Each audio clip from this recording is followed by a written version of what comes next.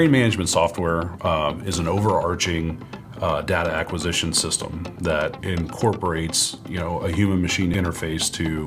allow the operators and the maintenance personnel to see what the KPI performances of the machine are,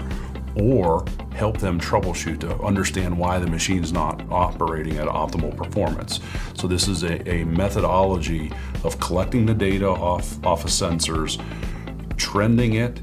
and displaying it in a user-friendly format. It also has the capabilities for us as the OEM to log in remotely and help them troubleshoot in a time of need, as well as incorporate all their documentation with the latest and greatest information up on the machine, so they don't have to worry about whether they have drawings up there or whether they don't have information that they would need to help them make good decisions in the heat of battle, trying to bring the machine back up and running.